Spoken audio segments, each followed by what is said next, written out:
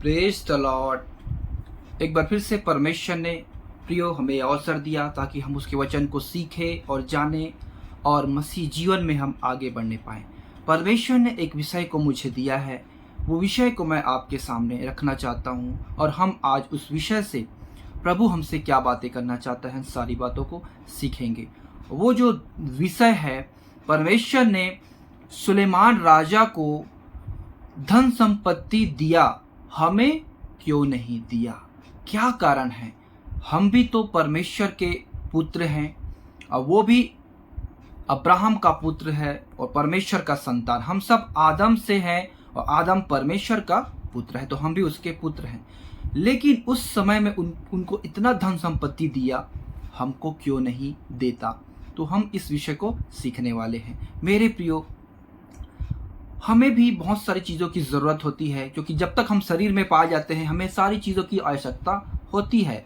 पर हमने बहुत बार प्रार्थना में मांगा भी, लेकिन हमको मिला नहीं। ऐसा क्यों?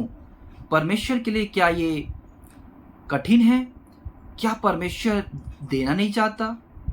ऐसा क्यों परमेश्वर करता है? मेरे प्रियो, जबकि परमेश्वर ने सृष्टि को बनाया, सुलेमान राजा को इतना धन संपत्ति दिया, किसी राजा को इतना आज तक नहीं मिला है। हालेलुया। आइए प्रियो, हम वचन में जाते हैं। आप मेरे साथ निकालिए दूसरा इतिहास 1 अध्याय उसके 12 वचन में पढ़ते हैं, 11 और 12। परमेश्वर ने सुलेमान से कहा, तेरी जो ऐसी ही इच्छा हुई, अर्थात तूने न तो धन संपत्ति मांगी है, न ऐश्वर्य और न अपने बैरियों का प्राण और न अपनी दीर्घायु मांगी, केवल बुद्धि और ज्ञान का वर मांगा है, जिससे तू मेरी प्रजा का, जिसके ऊपर मैंने तुझे राजा नियुक्त किया है, न्याय कर सके। इस कारण बुद्धि और ज्ञान तुझे दिया जाता है।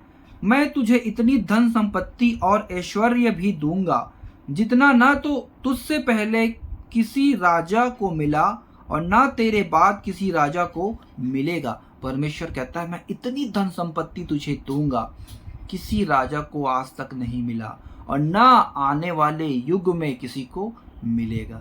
हालेलुया। इतना धन संपत्ति परमेश्वर ने सुलेमान राजा को दिया। हम उसको भी जरा देखते हैं कि क्या क्या धन संपत्ति उसने दिया है। मेरे प्रियो, पहला राजा 10 अध्याय उसके 23 से 25 में यहाँ पे लिखा है, इस प्रकार राजा सुलेमान धन और बुद्धि में पृथ्वी के सब राजाओं से बढ़कर हो गया और समस्त पृथ्वी के लोग उसकी बुद्धि की बातें सुनने को, जो परमेश्वर ने उसके मन में उत्पन्न की थी, सुलेमान का दर्शन पाना चाहते थे।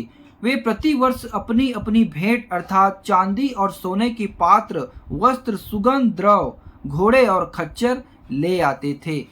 परमेश्वर ने ऐसा लोगों को भी किया था कि जब जो सुलेमान से मिलने आते थे, मेरे प्रियो, वो बहुत सारे भेंट लेने आते थे चढ़ावे के लिए। हालेलुया। जब क्योंकि किसी से मिलते थे उस समय में खाली हाथ नहीं मिलते थे। एक राजा से मिलने जाना है तो उसके लिए कुछ भेंट लेके जाना पड़ता है। इतनी धन संपत्ति जो पृथ्वी के समस्त, मतलब किसी को इतना बुद्धि और इतना धन संपत्ति नहीं मिला।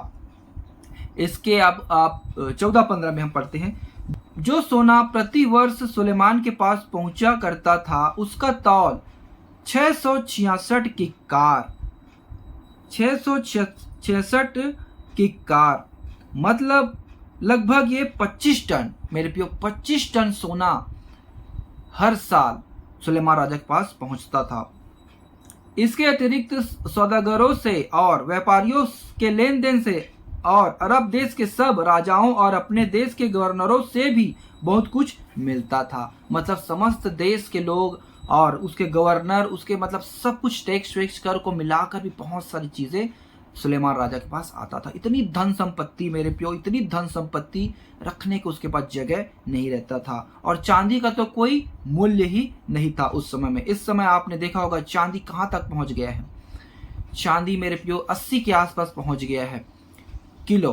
हालेलुया। लेकिन उस समय चांदी पत्थर की तरह था, उसका कोई वैल्यू नहीं था। हम यहाँ देखते हैं 21 और 27।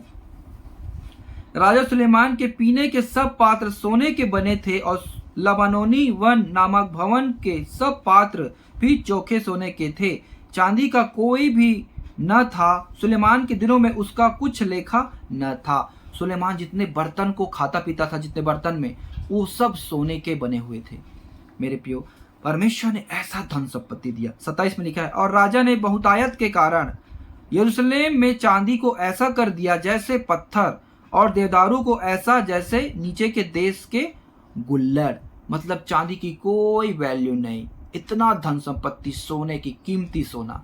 हालेलुया। मेरे प्रियो, ये बात आती है, आप सोचेंगे वो तो राजा है, वो तो इसलिए प्रभु ने उसको ऐसा दिया, लेकिन आप ध्यान रखें, आप उससे बढ़कर हैं।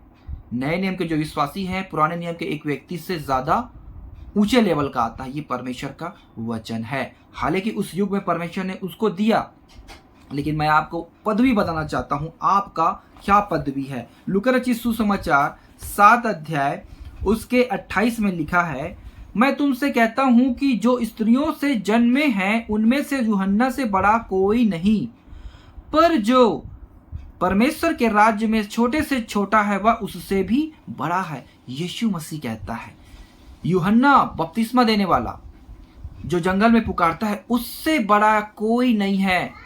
यहां से यहां तक, आदम से लेके यहां तक, प्रभु यीशु मसीह कहता है। और उस यूहन्ना से बड़ा कौन है? जो परमेश्वर के राज्य में छोटे से भी छोटा है। तो मेरे प्रियो, हमें धन संपत्ति क्यों नहीं देता है? हमें भी तो जरूरत है। हमारे मन में ये क्वेश्चन आएगा, हे प्रभु, सच में हमने कितनी प्रार्थनाएं की, कितने हमने आपके सामने निवेदन रखे हैं, हमारी परिस्थिति से हमें निकाल दे, हमें छुटकारा दे, लेकिन परमेश्वर ऐसा क्यों नहीं करता है? मेरे प्रियो, उसके पीछे कारण है। उसके पीछे कारण को आपको जानना बहुत जरूरी है, क्योंकि परमेश्वर ने इसे लिख कर दिया है, लेकिन हर एक इसको जान नहीं सकता। जिसकी बुद्धि खुलेगी, जो जानना चाहेगा, उसी के सामने ये खुलकर आता है। प्रभु यीशु मसीह, परमेश्वर पिता, हमें धन संपत्ति क्यों नहीं देता है? मेरे प्रियो, वो इसलिए नहीं देता है कि हम आत्मिक जीवन में कहीं रुक न जाए, हमारी ये जीवन में हम कहीं इधर उधर भटकने ना पाए, हम प्रभु से ज्यादा उस धन संपत्ति में अपना आशा और ध्यान ना लगाएं, इसलिए हमें धन संपत्ति नहीं देता है। ऐसा वचन में है। आइए हम उसको देखते हैं। लूका रचित सुसमाचार 18 अध्याय उसके 18 में एक धनवान व्यक्ति आकर कहता है, प्रभु, मैं अनंत जीवन का अधिकारी होने के लिए क्या करूं? प्रभु यीशु मसीह कहता है, तू आज्ञाओं को तो जानता है। वो कहता है, मैं लड़कपन से इसको मानते आया हूं, सारी आज्ञाओं को वो मानता है, सारी व्यवस्था की बातों को जानता है। तब यीशु मसीह कहता है, अब भी तुझ में एक बात की घटी है। तब वो कहता है कि क्या तू अपना सारा धन बेचकर कंगालों को दे दे और मेरे पीछे हो ले, तो तुम्हें स्वर्ग राज्य में धन मिलेगा और तू उसका अधिकारी हो जाएगा। मेरे प्रियो, वह सुनकर बहुत उदास हुआ और चला गया। तब यीशु मसीह कहता है 18 उसके 24 में, यीशु ने उससे देखकर कहा, धनवान का परमेश्वर के राज्य में प्रवेश करना कितना कठिन है। परमेश्वर के राज्य में धनवान के प्रवेश करने से ऊंट का सुई के नाके से निकल जाना सहज है। मेरे प्रियो, इसलिए प्रभु हमें धन संपत्ति नहीं देता है। जो हमें जरूरत है वो हमें देगा, लेकिन उससे ज्यादा नहीं देगा। हालेलुया। आइए प्रियो, हम आगे वचन में और देखते हैं। ये सचमुच ये बातें प्रभु ने बुद्धि के द्वारा भी बताया है। नीति वचन 30 अध्याय उसके 8 और 9 में लिखा है, अर्थात व्यर्थ और झूठी बात मुझसे दूर रख, मुझे न तो निर्धन कर और न धनी बना, प्रतिदिन की रोटी मुझे खिलाया कर। ऐसा ना हो कि जब मेरा पेट भर जाए तब मैं इनकार करके कहूं कि यहोवा कौन है, या अपना भाग खोकर चोरी करूं और अपने परमेश्वर का नाम अनुचित रीति से लूं। यहाँ पे लिखा है साफ साफ मेरे प्रियो, कि जब मेरा पेट भर जाए तो मैं इनकार करके यहोवा कौन है। उस धनवान व्यक्ति ने क्या कहा? वो जब उसको धन को छोड़ने के लिए कहा तब उसने उदास हो गया और वहां से चले गया। तब यीशु मसीह कहता है, धनवान के स्वर्ग के राज्य में प्रवेश करने से ऊंट के नाक से सुई के निकल जाना सहज है। मेरे प्रियो, इसीलिए हमें धन संपत्ति नहीं देता है, क्योंकि अगर आपके पास ज्यादा धन संपत्ति होगा ना, आपका सारा ध्यान वहीं जाएगा, उसी ओर जाएगा, आपका ध्यान परमेश्वर के प्रति नहीं जाएगा। हालेलुया। ये परमेश्वर को मालूम है। सुलेमान राजा को इतना धन संपत्ति दिया, इतना सब कुछ दिया, लेकिन वो उसका ध्यान परमेश्वर, जब बुढ़ापे के समय में परमेश्वर की तरफ नहीं लगा।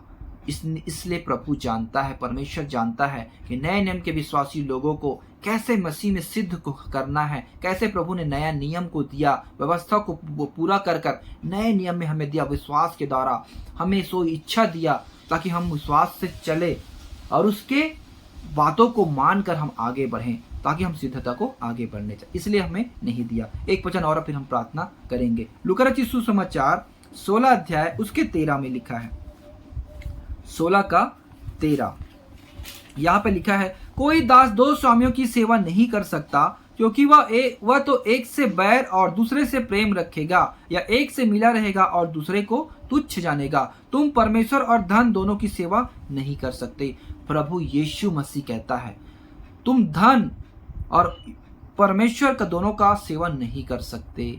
इसलिए मेरे प्रियो, हमें धन संपत्ति इतना नहीं देता है, लेकिन हाँ, परमेश्वर कभी भी हमें भूखा नहीं रखेगा। जवान सिंहों को घटी हो सकती है, लेकिन परमेश्वर के जन को कभी खाली घटी नहीं हो सकती। मेरे प्रियो, क्योंकि प्रतिदिन प्रभु हमें भोजन खिलाता है, हमें प्रतिदिन हमारी जरूरतों को जानता है। इसलिए परमेश्वर के वचन में कहता है कि पहले तुम परमेश्वर के राज्य की खोज कर, तो ये सारी धन संपत्ति तुम्हें मिल जाएगी। अन्य जाति सब इसकी खोज में रहते हैं, लेकिन तुम्हारा स्वर्गीय पिता जानता है कि तुम्हें भी इन सारी चीजों की जरूरत है।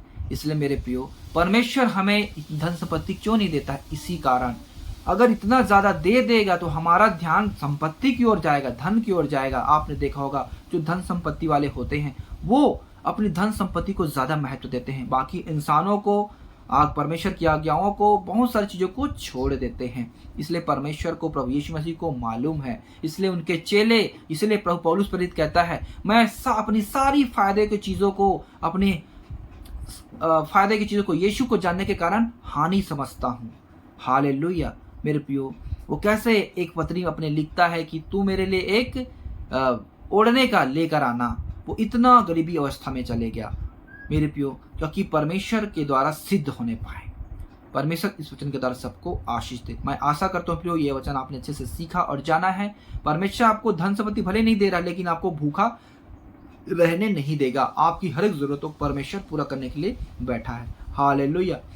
आइए हम प्रेयर करें। पवित्र से नाम के हो परमेश्वर, तेरा धन्यवाद करते हैं। सुंदर विषय आपने हमें सिखाया प्रभु जी। जितने भाई बहन वचन को देखे सुने हैं, उनके जन्म में तो काम कर और उन्हें पिता ब्लेस कर, उन्हें किसी भली वस्तु की घटी ना हो पिता, क्योंकि आप हमें जगत के अंत तक हमारे साथ है। तेरे वचन में लिखा है प्रभु जी, आपने हमें आशा दिया है, हम उस आशा के साथ आगे बढ़ना चाहते हैं। सहायता और मदद कर। इस छोटी सी दुआ यीशु मसीह पवित्र नाम से मांगते हैं, आमीन। मेरे प्रियो, वचन को लाइक जरूर करें और चल मेरे पहली बार आए हैं सब्सक्राइब करें और इसको सारे भाई बहनों तक शेयर कर दे, ताकि हर एक भाई बहन तक ये वचन पहुंचने पाए। प्रभु आप सबको आशीष दे। God bless you.